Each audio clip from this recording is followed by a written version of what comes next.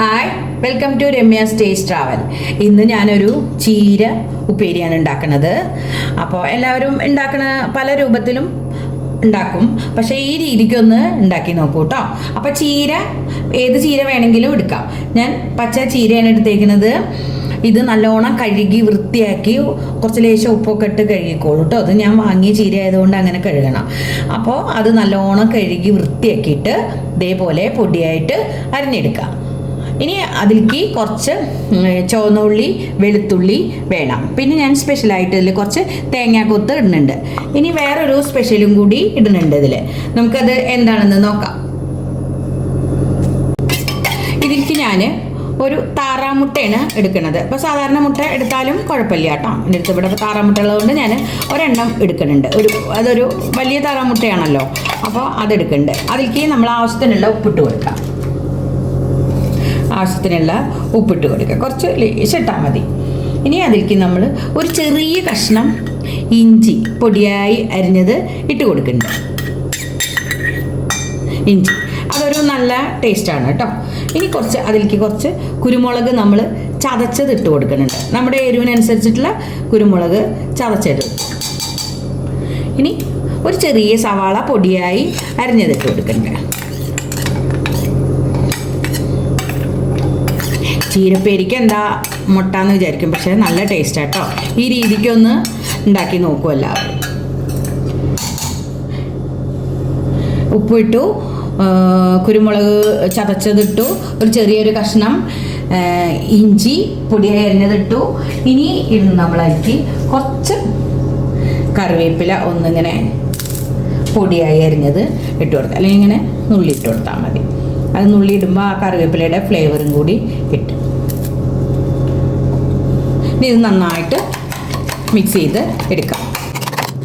ഒരു പാനിലേക്ക് വെളിച്ചെണ്ണ ഒഴിച്ചു കൊടുത്തിട്ടുണ്ട്. നമ്മൾ ഈ മുട്ട ബീറ്റ് ചെയ്തത് ഒഴിച്ചു കൊടുക്കാം. അതൊന്ന് സ്ക്രാമ്പിൾ ചെയ്തെടുക്കുകയാണ് നമ്മൾ ആദ്യം ചെയ്യുന്നത്.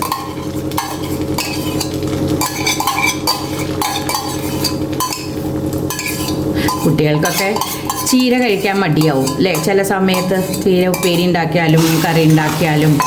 അപ്പോൾ നമ്മൾ ഈ രീതിക്കൊക്കെ ഒന്ന് ഉണ്ടാക്കി കൊടുക്കാം. നന്നായിട്ടൊന്ന് സ്ക്രാമ്പിൾ ചെയ്തെടുക്കാം.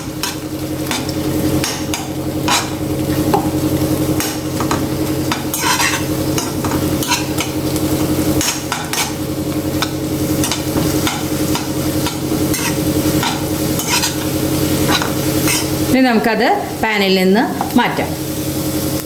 അതേ പാനിലേക്ക് തന്നെ കുറച്ച് വെളിച്ചെണ്ണ ഒഴിച്ചു കൊടുത്തിട്ടുണ്ട്. കുറച്ചൊരു ടേസ്റ്റിന് നമ്മൾ ലേശം ഒരു 1/2 ടീസ്പൂൺ നെയ്യ് കൂടി ചേർക്കുന്നുണ്ട്.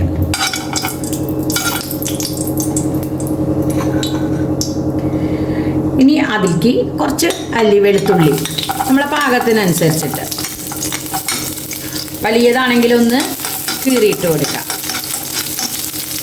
ഒരു ചെറിയ സവാള പൊടിയായി അരിഞ്ഞിട്ട് കൊടുക്കും.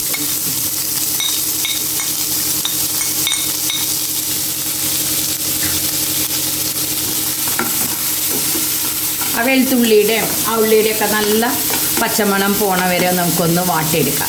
അതിൻ്റെ കൂടെ തന്നെ നമുക്ക് ഈ തേങ്ങാക്കൊത്ത് ഇതേപോലെ പൊടിയായി അരിഞ്ഞിട്ടുള്ള തേങ്ങാക്കൊത്ത് ഇട്ട് കൊടുക്കാം. ചെറുതാക്കി പൊടിയായിട്ട് അരിയണം കേട്ടോ.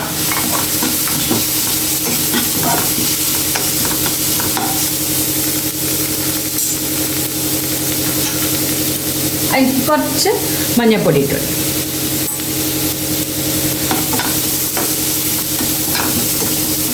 നല്ല കളർ ഉണ്ടായിക്കോട്ടെ ഇഷ്ടാട്ടോ. മഞ്ഞൾപ്പൊടി വേണമെങ്കിൽ ഇട്ടാൽ മതി, നിർബന്ധമൊന്നുമില്ല.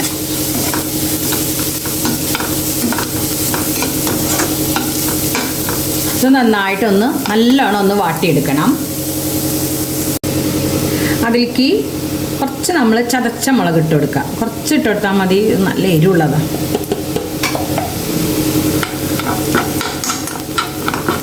നല്ലോണം ഒന്ന് ഇതേപോലെ ആ വറ്റൽമുളകിൻ്റെയും കൂടി പച്ചമണം ഒന്ന് മാറിക്കിട്ടണം. ഇതിലേക്ക് തന്നെ കുറച്ചും കൂടിയും നമ്മൾ കുറച്ചാണ് വറ്റൽമുളക് ഇട്ടത്, കുറച്ചുകൂടി ഇതേപോലെ ചതച്ച കുരുമുളക് നമ്മൾ ഇട്ട് കൊടുക്കുന്നുണ്ട്. കുരുമുളക് നമ്മൾ മുട്ടയിൽ ചേർത്തിട്ടുണ്ട്. ഇതിൽ കുറച്ച് ചേർക്കുന്നുണ്ട്.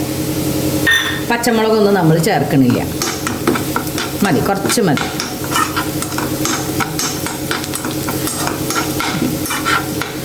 നന്നായിട്ട് ഒന്ന് വഴറ്റിയെടുക്കാം.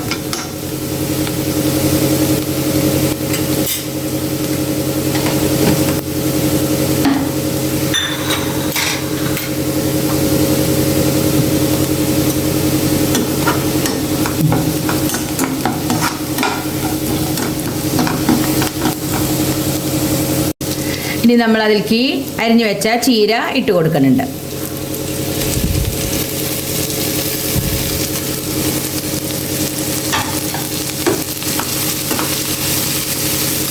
നന്നായിട്ട് മിക്സ് ചെയ്യാം.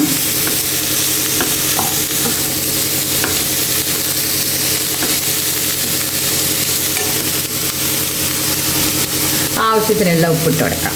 കുറച്ചിട്ട് കൊടുത്താൽ മതി. ചീരയിലേക്കൊക്കെ ഒരു പിഞ്ച് ഉപ്പിട്ട് കൊടുക്കണം. നന്നായിട്ട് മിക്സ് ചെയ്തെടുക്കാം. ഇതേപോലെ ഇങ്ങനെ ഇളക്കി ഇളക്കി ചീര നമുക്ക് വേവിച്ചെടുക്കാം. നമുക്കതൊന്ന് മൂടി വെച്ച് ഒരു 2 മിനിറ്റ് മൂടി വെച്ച് വേവിച്ചെടുക്കാം. ലോ ഫ്ലെയിമിൽ വെക്കാം. നമുക്കൊന്ന് തുറന്ന് നോക്കാം.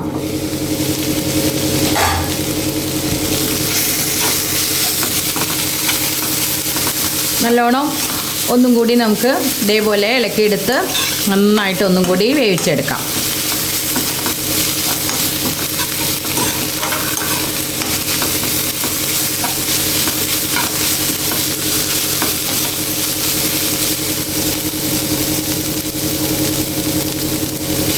ഒന്നും കൂടി വെന്തോട്ടെ. ഇനി മൂടി വെക്കണ്ട, ഒന്നും കൂടി ആയിക്കോട്ടെ.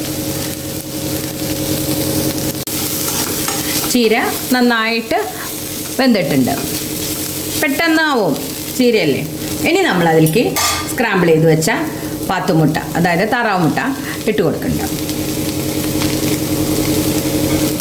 എന്നിട്ട് നന്നായിട്ട് ഒന്നും കൂടി ഇതേപോലെ മിക്സ് ചെയ്തെടുക്കാം. നല്ല അടിപൊളി ടേസ്റ്റാണ് കേട്ടോ. ഇടയ്ക്കൊക്കെ ഇതേപോലെയൊക്കെ ഒന്ന് ഉണ്ടാക്കിയിട്ട് കുട്ടികൾക്കൊക്കെ ഒന്ന് കൊടുക്കും. കുട്ടികൾക്ക് ഇഷ്ടമാവും. കുട്ടികൾക്ക് മാത്രമല്ല എല്ലാവർക്കും ഇഷ്ടമാവും. അപ്പോൾ എല്ലാവരും ഇതേപോലെ ഒന്ന് ഉണ്ടാക്കി നോക്കൂലേ? എല്ലാവർക്കും ഇഷ്ടമാവും. ഇഷ്ടമായാലും എല്ലാവരും ലൈക്ക് ചെയ്യാനും ഷെയർ ചെയ്യാനും കമൻറ്റ് ചെയ്യാനും മറക്കരുത്. Thank you for watching.